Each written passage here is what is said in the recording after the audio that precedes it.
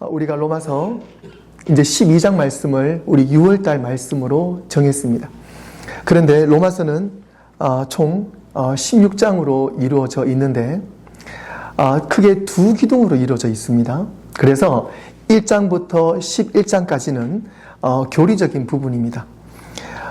인간의 그 처절한 죄와 절망 그리고 오직 믿음으로만 의롭게 하신 그 이신칭이 오직 믿음으로만 의롭게 하시는 하나님의 은혜를 선포하고 있습니다.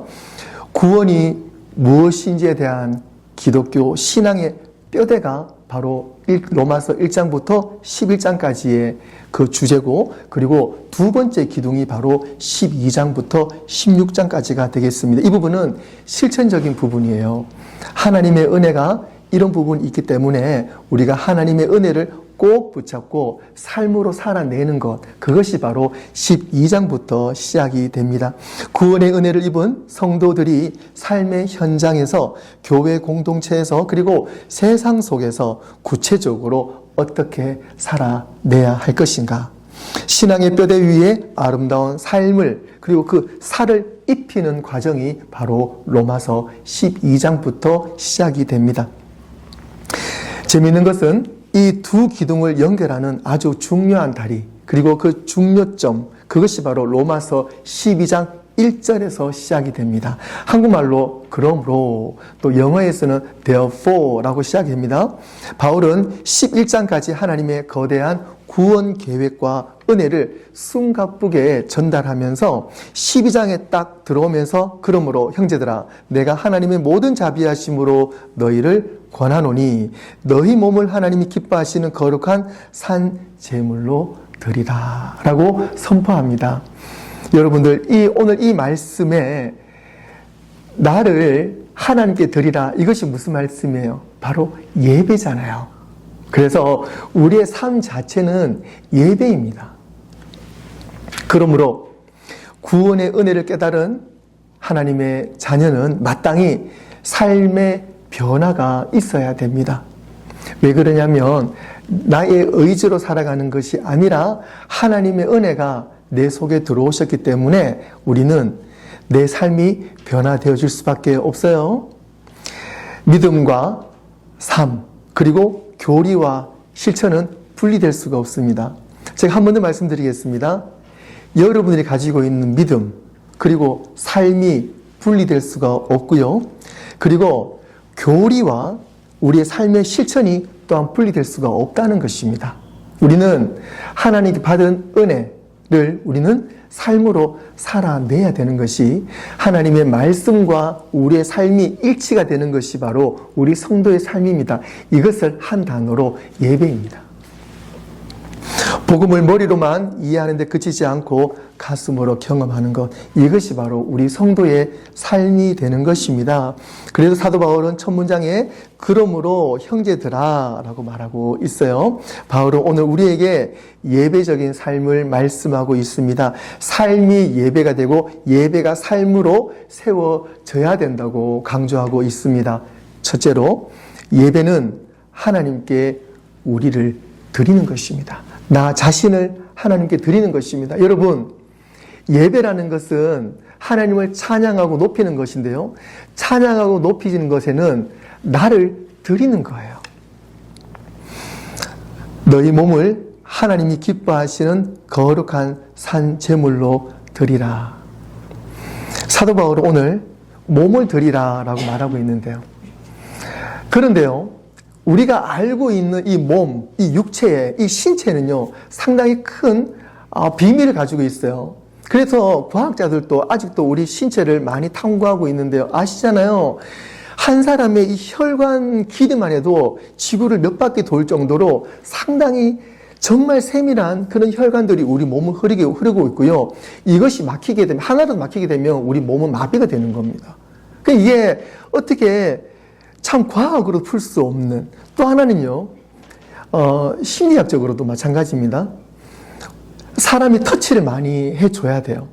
그래서 우리가 자녀들을 이제 키울 때 마찬가지잖아요.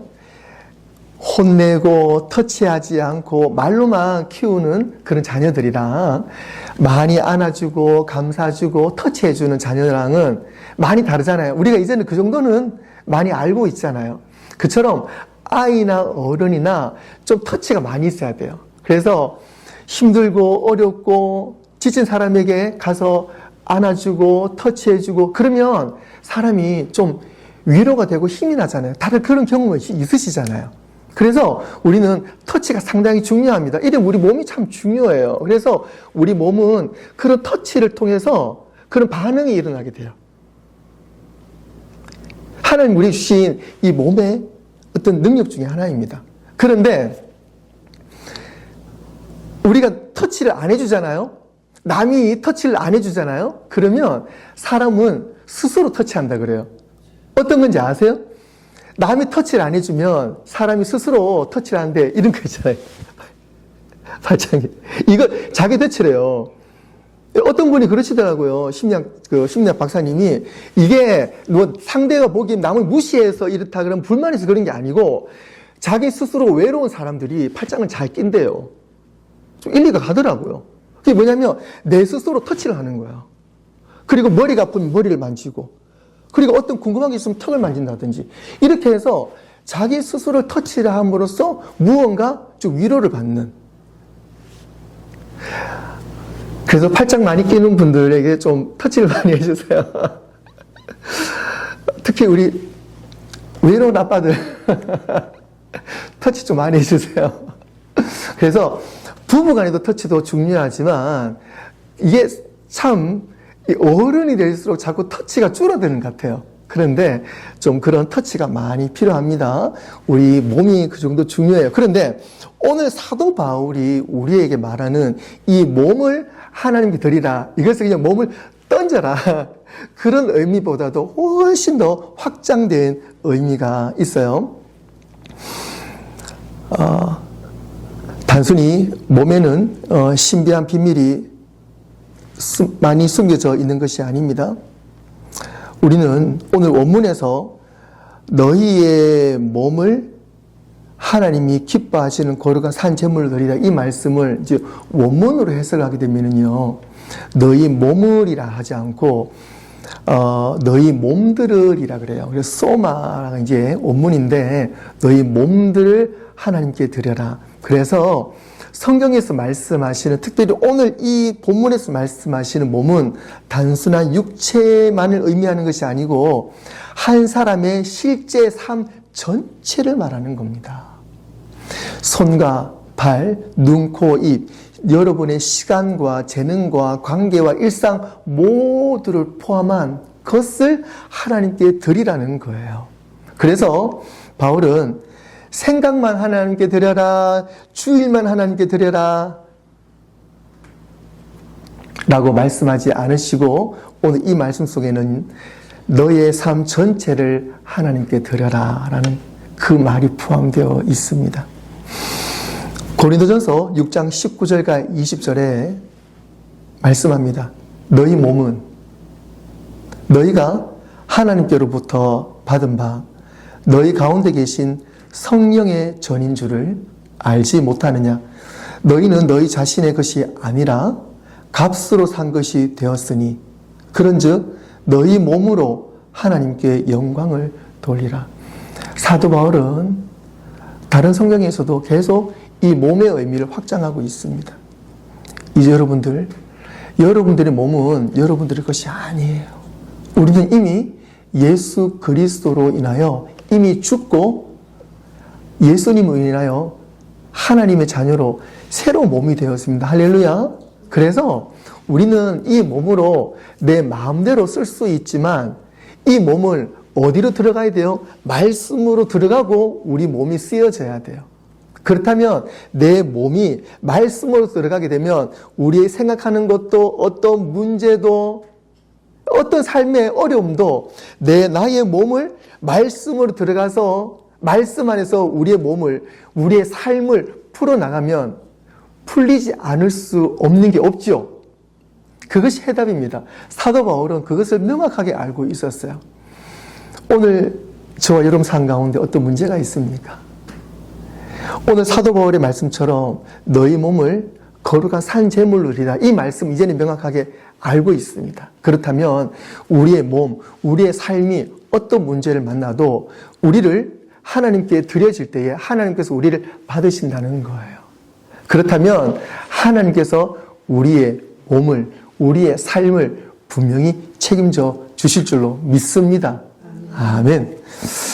그래서 우리는 몸을 들여 예배해야 됩니다. 삶을 들여 예배해야 됩니다.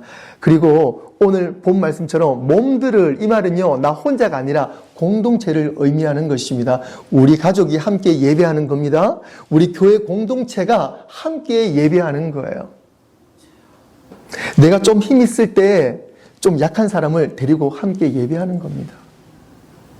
그리고 나 혼자 예배하는 것이 아니라 주의를 함께 둘러보는 것입니다. 그래서 함께 예배할 때 하나님께서 너무 기뻐 받으신다는 거예요. 오늘 우리 버지니 한빛교회가 한 몸으로 오직 하나님께 예배드리는 가장 순결한 예배 공동체임을 믿습니다. 예배는 특정 시간에만 국한된 형식으로 드려지는 것 아닙니다. 예배는 가장 살아있는 하나님과의 관계입니다. 삶의 방향입니다. 우리의 방향은 예배를 통해서 늘 변함없이 나아가야 됩니다. 하나님께 드려지는 우리의 인생이 예배입니다. 구약은 제물을 죽여서 그 살을 떠서, 각을 떠서 하나님께 바쳤습니다. 하지만 신약에서의 제사는 그렇지 않습니다. 죽은 제사가 아닙니다. 우리는 나의 몸을 그대로 드리는 겁니다. 예수님이 날 위해 죽으시고 부활하셨어요. 우리는 있는 것 그대로 하나님께 드려야 될 줄로 믿습니다. 그럴 때 하나님께서는 우리의 삶을 책임져 주신다는 사실입니다. 사랑하는 성도 여러분, 여러분의 시간을 제단 위에 올려놓으셨습니까? 여러분의 계획을 제단 위에 올려놓으셨습니까? 여러분의 삶을, 지금 살아있는 그 삶을 제단 위에 올려놓으셨습니까? 오늘 말씀을 통해서 이제는 살아있는 여러분의 삶과 여러분의 계획과 여러분 시간과 여러분의 모두를 제단 위에 올려놓으실 주님의 이름으로 축원합니다. 두 번째로, 예배를 통해 우리는 날마다 새로워진다는 사실입니다. 예배를 드려야지 우리는 새로워집니다. 새로운 옷을 입는다고 새로워지는 건 아니에요. 하루 새로워집니다. 새 옷 입으면 그날 하루 새로워져요. 그런데 우리는 예배를 통해서 날마다 새로워지는 역사를 경험하게 될 줄로 믿습니다. 2절 말씀에 너희는 이 세대를 본받지 말고 오직 마음을 새롭게 함으로 변화를 받아. 오직 마음을 새롭게 함으로 변화를 받아. 예배의 능력이 분명합니다. 그죠? 오직 마음을 새롭게 함으로. 우리가 예배를 통해서 우리의 마음이 새로워진다는 거예요. 예배를 통해서 우리의 마음이 새롭게 됨으로 우리가 어떻게 해요? 변화가 되어진다는 겁니다. 나의 생각이, 나의 복잡한 마음이, 나의 계획이, 나의 방향이 예배를 통해서 새롭게 조정이 되어진다는 거예요. 0점이 맞추어진다는 겁니다. 내가 생각했을 때 이것이 맞나라고 생각했던 부분들이 아무리 고민했을 때에 내가 확신했지만 내 생각은 또 시간이 지나면 흐트러지게 되어 있어요. 그래서 우리의 0점이 무엇입니까? 0점 조준이 뭐예요? 기준이 무엇입니까? 그것은 바로 예배입니다. 예배를 통해서 우리의 삶의 방향이 늘 초점을 잃지 않는 거예요. 에베소서 4장 23절에 오직 너희의 심령이 새롭게 되어. 우리는 예배를 통해서 마음이 새로워지는데요. 이 마음이라는 것을 사도 바울이 에베소서 말씀을 통해서 심령이라고 또 표현을 했어요. 내 마음에 그냥 내가 생각이 머무는 곳이 마음이 아닙니다. 옛날에는 그랬어요. 옛날에는 내 생각이 머무는 곳이 마음이었어요. 그런데 이제는 우리의 마음은 내 생각이 머무는 곳이 아닙니다. 심령이에요. 성령님이 머무는 곳입니다. 그래서 우리의 생각하는 것이 우리의 마음이 성령님께서 지배하는 곳이에요. 그래서 우리는 우리의 마음이 새롭게 되어 예배를 통해서 늘 성령님이 내 마음의 중심에 살아계심을 확인하는 겁니다. 그것이 예배예요. 내 마음이 흔들리십니까? 내 삶이 어렵습니까? 그러면 예배 자리로 돌아와야 됩니다. 예배 자리로 돌아오면 성령님이 내 마음을 붙잡아 주신다는 거예요. 내 삶을 붙잡아 주신다는 거예요. 그것이 예배의 능력입니다. 우리 마음이 새롭게 되는 거예요.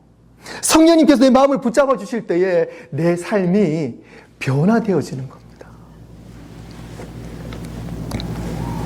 그래서 우리는 예배를 통해서 변화가 되어야 됩니다. 예수님께서 변화산에서 변화되셨을 때 성경에서 표현하셨던 그 단어와 동일한 단어가 바로 오늘 이 말씀입니다.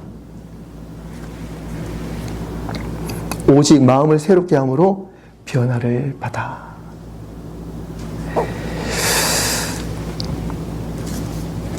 예배를 드리는 자녀는 본질이 변화됩니다. 할렐루야. 우리는 예배를 통해서 우리의 본질 자체가 변화됩니다. 그것이 하나님의 은혜입니다. 그것이 바로 예배자의 은혜고 능력입니다.